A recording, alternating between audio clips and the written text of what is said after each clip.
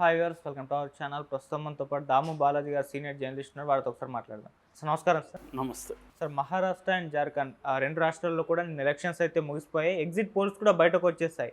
మరి exit polls ఏం చెప్తున్నాయి? దీని ప్రకారం మరి ఎవరు అధికారంలోకి రాబోతున్నారు? సార్ మీరేం చెప్తారు? ముందుగా మహారాష్ట్ర తీసుకుంటే మహారాష్ట్రలో మొత్తం 288 సీట్లు ఉన్నాయి. అందులో 145 మ్యాజిక్ ఫిగరు. సో దీనికి సంబంధించి ఆల్రెడీ ఎన్డీఏ కూటమి వాళ్ళు మహాయుతి అని పిలుస్తారు. అక్కడ ఎన్డీఏ కూటమి అధికారంలో ఉంది, మనకు తెలుసు. బీజేపీ, శివసేన, షిండే వర్గం, తర్వాత ఎన్సిపి, అజిత్ పవార్ వర్గం ఎన్డీఏలో ఉంటే, ఇటు మహా వికాస్ అఘాడి ఇది ఇండియా కూటమి. ఇందులో కాంగ్రెస్, శివసేన, యూబిటి ఉద్ధవ్ ఠాక్రే వర్గం, తర్వాత ఎన్సిపి శరద్ పవార్ వర్గం. ఇది బేసిక్గా అక్కడ ఉన్నది. అయితే నిన్న దాదాపు నేను ఇప్పటివరకు దాదాపు 10 ఎగ్జిట్ పోల్స్ చూశాను. 10లో ఒక 2 మాత్రమే ఇండియా కూటమి వస్తాయని చెప్తున్నారు. మిగతా 8 కూడా ఎన్డీఏ కూటమి వస్తుందని చెప్తున్నారు. ఫర్ ఎగ్జాంపుల్ మార్టిజ్ ఉంది, 150 నుంచి 170 ఎన్డీఏ కూటమికి, 110 నుంచి 130 ఇండియా కూటమికి. చాణక్య 152 నుంచి 160 ఎన్డీఏకి, 130 నుంచి 138 ఇండియా కూటమికి. టైమ్స్ నౌ జేవీసీ 159 ఎన్డీఏకి, 116 ఇండియా కూటమికి. తర్వాత పీ మార్క్ అని ఒక ఎగ్జిట్ పోల్స్ 137 నుంచి 157, 20 ఇచ్చారు, 24, 20 ఇచ్చారు గ్యాపు. 126 నుంచి 146 దీంట్లో కూడా 20 పెట్టారు.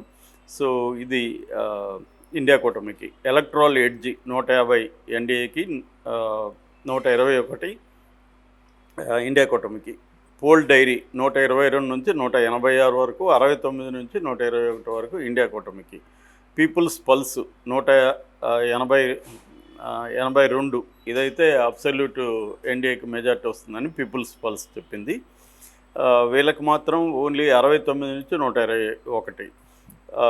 తర్వాత దైనిక్ భాస్కర్ ఇది మాత్రం 125 నుంచి 140కే ఆగిపోతుంది ఎన్డీఏ.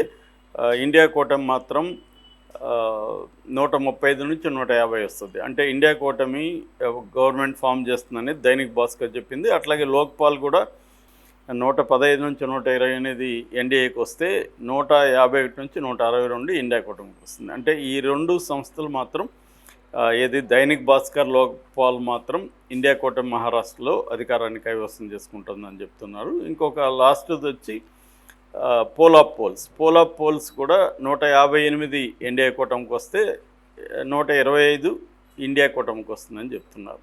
అంటే ఓవరాల్గా తీసుకుంటే, మనం యావరేజ్ తీసుకుంటే క్లియర్గా ఎన్డీఏ అధికారంలోకి వస్తుంది. మహారాష్ట్రలో మళ్ళీ అధికారం అదే సాధిస్తుందని చెప్తున్నారు. బేసిక్గా మహారాష్ట్రలో ప్రధానమైన అంశాలు ఒకటి మరాఠవాడ సంబంధించి. మరాఠీలు దాదాపు 30% పాపులేషన్లో ఉంటారు. వాళ్ళు బీజేపీకి లేదా ఎన్డీఏకి యాంటీగా ఉన్నారు ముందు నుంచి కూడా. మనకు జరిగిన మొన్న 2024లో జరిగిన లోక్సభ ఎన్నికల్లో మొత్తం 48 ఎంపీ సీట్లు ఉంటే 30 ఇండియా కూటమికి వచ్చాయి. ఓన్లీ 17 మాత్రమే ఎన్డీఏ కూటమికి వచ్చింది. అంత గ్యాప్ ఉంది. అయితే ఓట్లైన పర్సంటేజ్లో పెద్ద గ్యాప్ లేదు. 1 పాయింట్ లోపలే ఇద్దరి మధ్య గ్యాప్ ఉంది. అంటే 1 పాయింట్ లోపల ఇండియా కూటమికి ఎక్కువ వచ్చేది తప్ప పెద్దగా తేడా లేదు. కానీ సీట్లలో మాత్రం గణనీయమైన తేడా వచ్చింది. దీనికి ప్రధాన కారణం మరాఠీ పాపులేషన్. ఎందుకంటే వాళ్ళకి రిజర్వేషన్ కోరుకుంటున్నారు. వాళ్ళు కూడా ఓబీసీ రిజర్వేషన్ అడుగుతున్నారు. కానీ బీజేపీ నాయకత్వంలో ఉండే ఎన్డీఏ క్లియర్గా వాళ్ళకి చెప్పట్లేదు. సో ఇక్కడ ఇప్పుడు ఈ కొంత మారినట్టు కనబడుతుంది. మామూలుగా మనం కానీ హర్యానా ఎన్నికలు చూసినప్పుడు కూడా బీజేపీ ప్రధానంగా 2 రకాలైన స్ట్రాటజీలు పన్నింది. ఒకటి కమండల్ అంటేమో మతాన్ని రెచ్చగొట్టడం, హిందువుల్ని ముస్లింలకు వ్యతిరేకంగా రెచ్చగొట్టడం అనేది కమండల్ పాలిటిక్స్ అంటారు. మండల్ పాలిటిక్స్ ఏమో సోషల్ ఇంజనీరింగ్, అంటే ఓబీసీలని, దళితుల్ని, జాట్స్ని ఇలాగా అంతా కలపడం అనేది అక్కడ చేయగలిగింది. ఇక్కడ కూడా వాళ్ళకి మాధవ్ అనే ఒక పాలసీ ఉంది. మాధవ్ అంటే మాలీ, దంగర్, వంజారీ అని ఒక 3 ఓబీసీ కులాలు ఉన్నాయి. వాటిని ఆర్గనైజ్ చేయడానికి మాధవ్ అనే ఒక స్ట్రాటజీని బీజేపీ మహారాష్ట్రలో ప్లాన్ చేసింది. దానికి విరుగుడుగా ఇటు ఇండియా కూటమి డిఎంకే అనే ఒక ప్లాన్. డిఎంకే అంటే దళిత్స్, ముస్లిమ్స్, కున్బీస్. అంటే ఇక్కడ ఇండియా కూటమి ఏంటంటే ముస్లింలకి రిజర్వేషన్లు ఇస్తాము, బంజారాకి రిజర్వేషన్లు ఇస్తాము, మరాఠీలకి రిజర్వేషన్ ఇస్తామన్న ఒక హామీతో ఇక్కడ రంగంలోకి దిగింది. సో ఈ హామీ అయితే వీళ్ళ దగ్గర లేదు, బీజేపీ దీంట్లో లేదు. కానీ బీజేపీ ఏం చేస్తుందని నేను ఇందాక చెప్పిన ఓబీసీలని ఆర్గనైజ్ చేయడం అనేది బీజేపీ చాలా స్ట్రాంగ్గా చేసింది. సో అట్లాగే మతాన్ని కూడా బలంగా తీసుకొచ్చింది. ఈ రెండు విషయాల్ని మనకి ఓబీసీ మోడీ పదే పదే నేను ఓబీసీ అని చెప్పడం, అలాగా ఓబీసీలని ఆర్గనైజ్ చేయడం అనేది ప్రధానంగా వాళ్ళు టార్గెట్గా పెట్టుకున్నట్టుగా మనకు కనబడుతుంది. సో మరి ఎవరిది ఇక్కడ ఏ స్ట్రాటజీ పనిచేస్తుందో చూడాలి. ఎందుకంటే ఎగ్జిట్ పోల్స్ హర్యానాలో దారుణంగా ఫ్లాప్ అయినాయి, మనకు తెలుసు. అక్కడ ఇండియా కూటమి క్లియర్గా కాంగ్రెస్ నాయకత్వంలో వస్తుందని క్లియర్గా చెప్పారు, కానీ రాలేదు. అట్లాగే కాశ్మీర్లో కూడా ఫెయిల్ అయింది.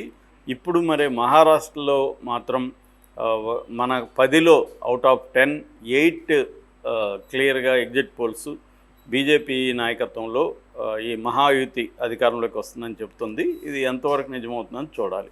ఇక రెండవది జార్ఖండ్లో మొత్తం 81 సీట్లు ఉన్నాయి, అందులో 41 మ్యాజిక్ ఫిగరు. ఇక్కడ జేఎంఎం అండ్ కాంగ్రెస్, ఇటు బీజేపీ, జనతాదళ్, తర్వాత జార్ఖండ్ స్టూడెంట్స్ యూనియన్, వీళ్ళు ఇటువైపు ఉన్నారు ఎన్డీఏ కూటమిలో. అక్కడ జేఎంఎం డామినేషన్ ఉంది. ఆల్రెడీ అక్కడ హేమంత్ సోరెన్ ముఖ్యమంత్రిగా ఉన్నారు, ఆయన జైలుకి కూడా వెళ్ళొచ్చాడు.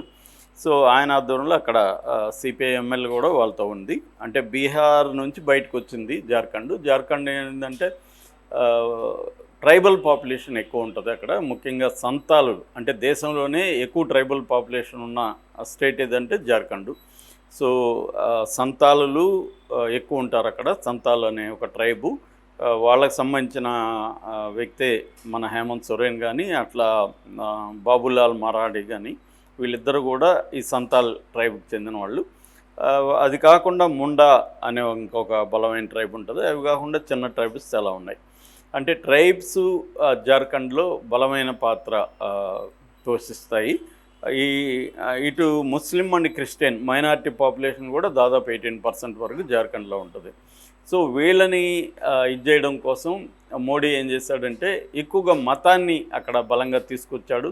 అంటే గిరిజనుల్లో కూడా క్రిస్టియన్స్ అండ్ హిందూస్గా, ముస్లిమ్స్గా డివైడ్ చేసి ఈ కమండల్ పాలిటిక్స్ని అక్కడ గట్టిగా చేయడానికి ట్రై చేశారు. అట్లాగే అవినీతి, ఆల్రెడీ హేమంత్ సోరెన్ జైలుకి వెళ్ళొచ్చాడు కాబట్టి హేమంత్ సోరెన్ కానీ జేఎంఎం జార్ఖండ్ ముక్తి మోర్చా వీళ్ళందరూ కూడా అవినీతిమయం అన్న టాపిక్ను కూడా బలంగా తీసుకొచ్చారు. సో ఇక్కడ ఎగ్జిట్ పోల్స్ ఏం చెప్తున్నాయనేది చూస్తే, ఇక్కడ ఎగ్జిట్ పోల్స్ కూడా ఎన్డీఏ కూటమిని అధికారంలోకి వస్తుందని బేసిక్గా ఎక్కువ ఎగ్జిట్ పోల్స్ చెప్తున్నాయి. అయితే మార్జిన్ చాలా తక్కువగా ఉంది. ఇప్పుడు యాక్సిస్ మై ఇండియా అది మాత్రం క్లియర్గా ఇండియా కూటమి అధికారంలోకి వస్తుంది అనేది చెప్తుంది. యాక్సిస్ మై ఇండియా ఏం చెప్తుందంటే 25 మాత్రమే ఎన్డీఏకి వస్తాయి, 53 ఇండియా కూటమికి వస్తుందని చెప్తున్నాయి. అయితే మార్టిజ్ 42 నుంచి 47 ఎన్డీఏకి వస్తుంది, 25 నుంచి 30 ఇండియా కూటమికి వస్తుంది. చాణక్య 45 నుంచి 50 ఎన్డీఏకి వస్తుంది, 35 నుంచి 38 ఇండియా కూటమికి వస్తుంది. టైమ్స్ నౌ జేవీసీ 40 నుంచి 44